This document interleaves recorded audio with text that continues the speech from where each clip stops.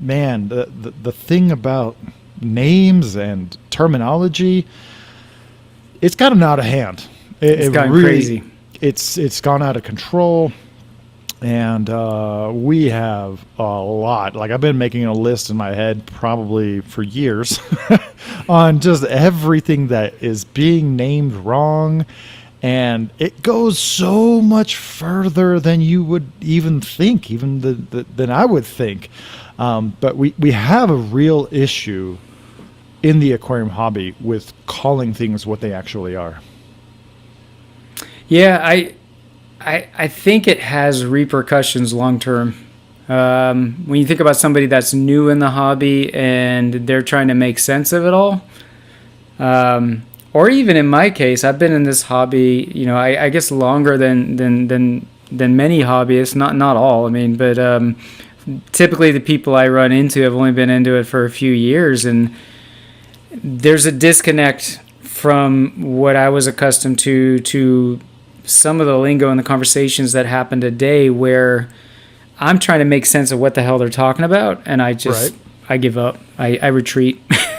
Yeah, absolutely. I think at the end of the first reef therapy session, after we hit record, we both kind of realized that some of the more established reefers have just kind of receded from the spotlight because we are collectively being drowned out by this inverted experience pyramid, where there's a lot more newer aquarists who just kind of take a name and run with it. But do you have my list that I sent you, so you know what we're going to? Yeah, let me pull that up.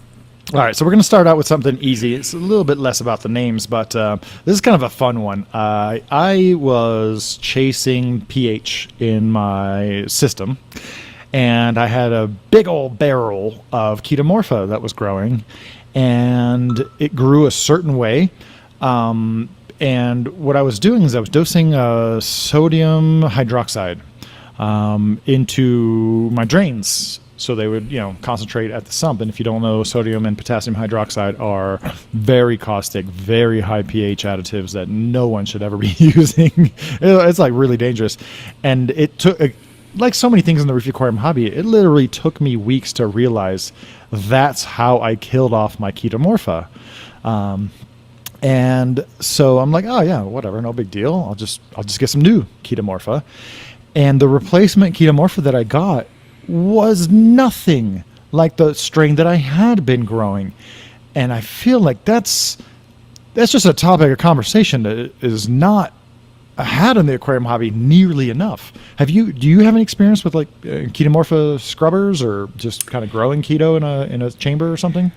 Yeah, it's funny when you brought that up with me. It made me wonder if I had given up on keto because of what you are actually experiencing right now, where I have a good memory of growing some really crazy, stringy, takes over your whole Yes. compartment keto.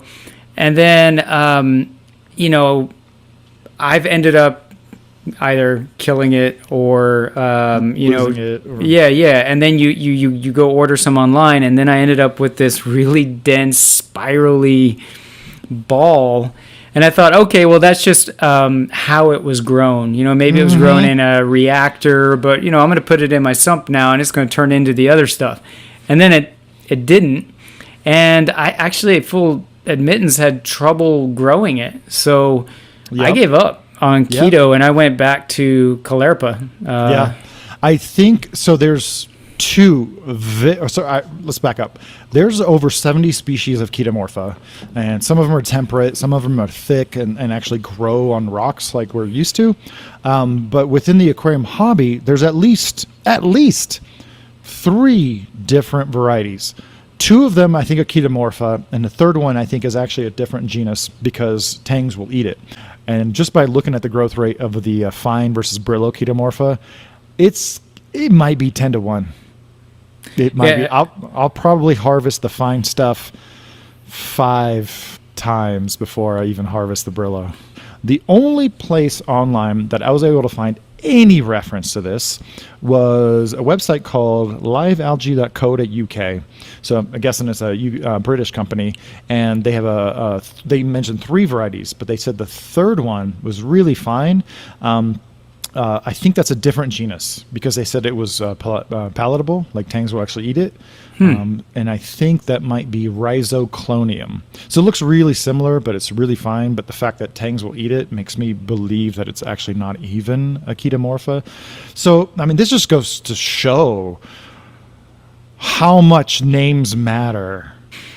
Well, yeah, I mean, fundamentally, how do you have a fruitful discussion or a debate about anything if you're not even sure you're talking about the right thing or the same thing? Can I get an amen?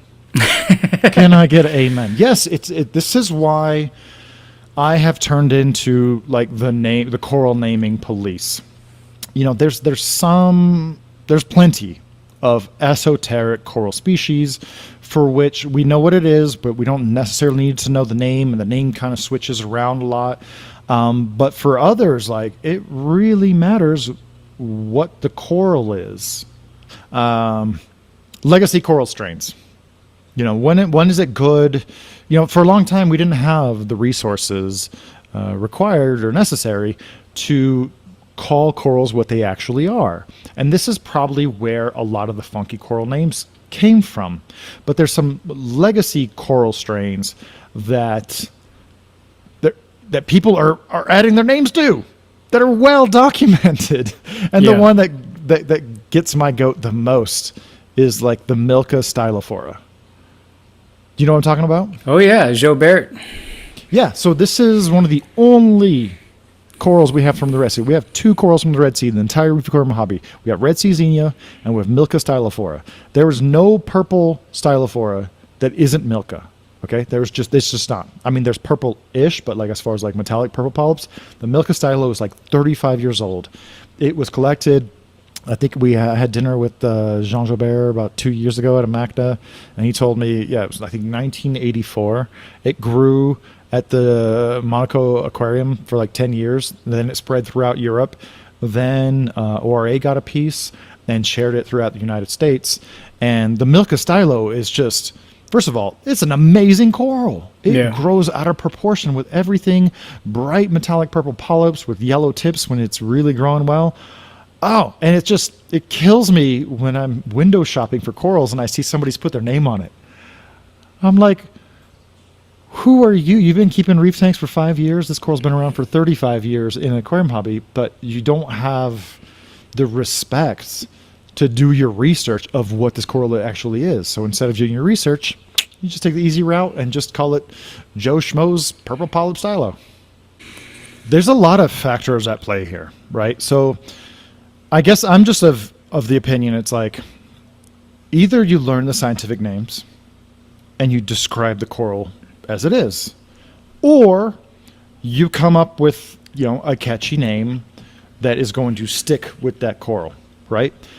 I have seen green mouth orange leptoceras that was not jack-o'-lantern being sold as jack-o'-lantern, right? So some of these corals, like the Milka, they have just such an astonishing pedigree, more than any saltwater fish, more than any invertebrate. And either stick with the scientific names or stick with the trade names. But then some of the trade names become generalized to the point where any greenmouth orange leptoceras is a jack-o'-lantern. Mm-hmm. But is it the real jack-o'-lantern, that was brought in like 12, 13 years ago that grows like crazy that everybody recognizes? Or is it this other strain that you have just slapped a label onto? Another great example is a weeping willow leather coral. That was an internal name that I applied to a very long polyp strain of Sarcophyton and that I enjoyed and that you saw in my college tanks back in 2004, 2005. Yeah. Amazing specimen. I did a post about it probably 2012. Yeah, it's kind of cool. I did another one in 2015, 2016. It's kind of cool. I did a couple, and then I did a video a couple years later. This is probably like 2017, 2018. And something snapped, something clicked, and people started calling all manner of long polyp leather corals the weeping willow. I'm like, yo, you just stole my name. This is my strain. What are you doing? What are you freaking doing? And they were applying it to corals that were not the same. So you're gonna laugh. I did not buy it because of the proposed pedigree in the name, because I knew it wasn't what I've known that coral in your tanks. Yeah, since you were, I think, in South Carolina, if I recall. So I know what a weeping willow is and what isn't, but I did buy this leather coral just because I thought it looked cool, but it was called a Japanese weeping willow. And of course, there's like this whole thing about these soft corals that are lime green that are Japanese. And it just cracked me up because I thought, oh, so now we have a Japanese weeping willow. Yeah, but no, you're right. We are losing that heritage. It's one thing to get a beautiful coral and put it in your aquarium, and it's like another thing altogether when you see that coral in your aquarium and you can imagine 30 years of aquarium growth that have happened in countries and continents that you will never see. But when you see that coral, it's had a journey. So definitely some of these older school corals, like we need to respect those legacy names. There's certain corals like Endophilia that even Julian and myself and Vincent Chalias have a very hard time to nail down. It's like this weird in-betweener coral that kind of straddles Cinerina and Acanthophilia. So I don't hold it against anybody when they call it Endophilia a Cinerina. Like, okay, fine, whatever. It's kind of a weird one. But the new species designation for Acanthophilia came out around the same time as the change of Acanthastria lordhauensis to Micromusa lordhauensis. And the thing is, all you had to do is cut off the acan part, right? Because we called them acan lords. It's not asking too much to just call them lords. You will not confuse them with any other coral. Yeah. Some of that actually is, it's not everyone's fault. Australia is, predominantly the source for Micromusa lord corals, but they haven't recognized the species designation of Micromusa. But if you put a lord next to a real acan, the acan is going to sting the lord to death, right? So if you think that your acan acanata and your acan lord are very similar and can coexist, you're going to end up with just the actual acan because it's going to eat and digest your lord coral. This is one of those reasons why I'm like such a stickler for some degree of sticking to the coral names. I'll draw a blank on a coral where I'll remember the common name of that coral, but I may not always remember the Latin name of the coral. That's fine. But I guess you don't need to add a bunch of adjectives to the equation, right? Like I don't mind somebody calling it a trumpet coral, right? I know exactly what they're talking about. If they say fox coral, I know what you're saying. Like I know what you mean when you say fox coral. But when you say, oh, this is the ultra tangerine, whatever, radioactive fox coral, like I don't know what you're talking about anymore. Right. If you have an orange lobophilia, there's a 99% chance that it's not at all a lobophilia. It superficially very much resembles a lobo, but just like the lord issue, if you put one of these acan pachyceptas next to a lobo, it will sting the bejesus out of it. The first one I ever got, I actually bought on eBay as an orange scolie over 11 years ago. I still have it. That thing has killed so many corals over its lifetime. If you have an actually orange lobo, that to me is incredibly rare. That is not fair. Like, what other industry could you sell bananas up as pineapples? Or call it a banana pineapple? Yeah.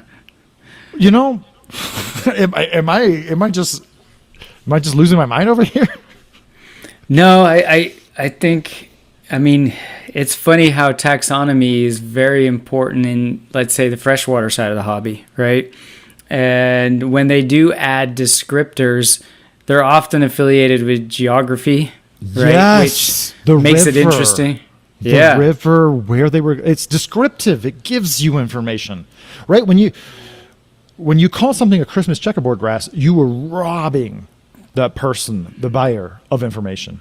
When you call something a weeping willow to toadstool, that it's actually from ORA, that has nothing to do with the willow, you're robbing somebody of that value and understanding the heritage and the lineage of that particular coral. You and I have a very interesting history with acropore red bugs. Yeah. You named them that, so I blame you.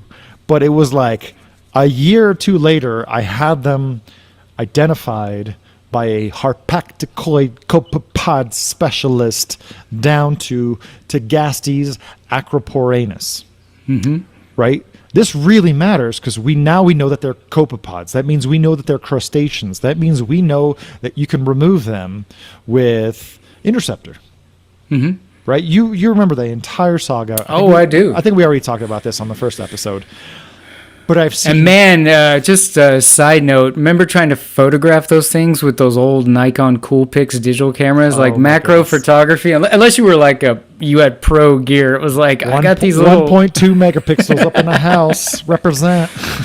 And now you could do it with like an iPhone. Anyway. But so now it bothers me that they're calling black bugs, acropore black bugs, because first of all, red bugs aren't bugs. They're crustaceans. Therefore, we know that interceptor works. And I did multiple articles on the Haloflocculina ciliates that people are calling black bugs.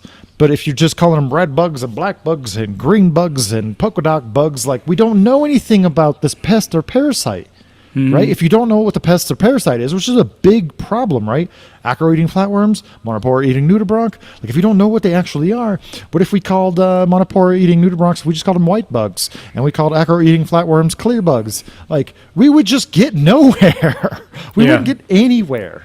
And this is why, like, I rally and I implore all of our viewers and our listeners to hold the line with us.